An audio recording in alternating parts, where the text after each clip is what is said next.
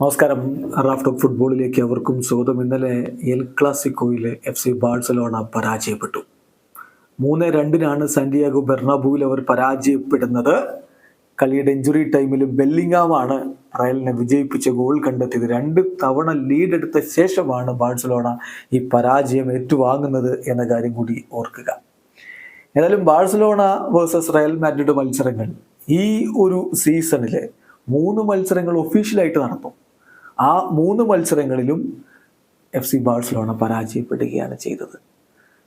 അതായത് സീസണിലെ എല്ലാ എൽ ക്ലാസിക്കോ മത്സരങ്ങളും ബാഴ്സ തോറ്റു എന്നർത്ഥം. 88 വർഷത്തിന് ശേഷം ആദ്യമായിട്ടാണ് ഇങ്ങനെ സംഭവിക്കുന്നത്.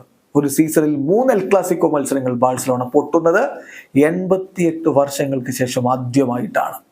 ഈ ഒരു മത്സരത്തിലേക്ക് വരുമ്പോൾ 13 മത്സരങ്ങളുടെ അൺബീറ്റൺ റണ്ണ് കഴിഞ്ഞ് യുവേഫ ചാമ്പ്യൻസ് ലീഗിൽ PSG തോറ്റു വന്നതാണ് ബാഴ്സ. തൊട്ടു പിന്നാലെ എൽ ക്ലാസിക്കോയിലും തോറ്റു. വല്ലാത്തൊരു വീക്കാണ് ഇത് FC ബാഴ്സലോണക്ക്.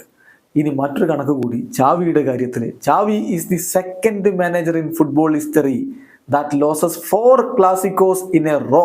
ഇത് ഒഫീഷ്യലായിട്ടുള്ള ക്ലാസിക്കോകളുടെ കാര്യമാണ് പറയുന്നത്. പ്രീ സീസണിൽ ഒരു ഫ്രണ്ട്ലി ക്ലാസിക്കോ നടത്തുന്നത് അത് നമ്മൾ പരിഗണിക്കാറില്ല, നിങ്ങൾക്കറിയാമല്ലോ.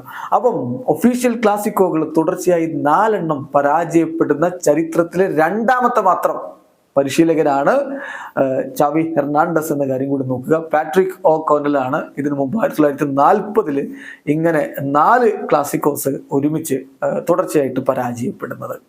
ഇനി ലാലിഗയിലെ മാത്രം എൽ ക്ലാസിക്കോകളുടെ കണക്കെടുത്താൽ ബാഴ്സ എവിടെ എത്തി നിൽക്കുന്നു, റയൽ എവിടെ എത്തി നിൽക്കുന്നു നോക്കാം. 79 വിജയങ്ങളാണ് റയലിനെങ്കിൽ 74 വിജയങ്ങളാണ് ബാഴ്സലോണക്കുള്ളത്.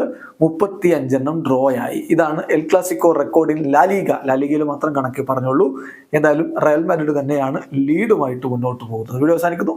ഫുട്ബോൾ ലോകത്തെ കൂടുതൽ വിശേഷങ്ങളുമായി റാഫ് ടോക്സ് വീണ്ടും എത്താം.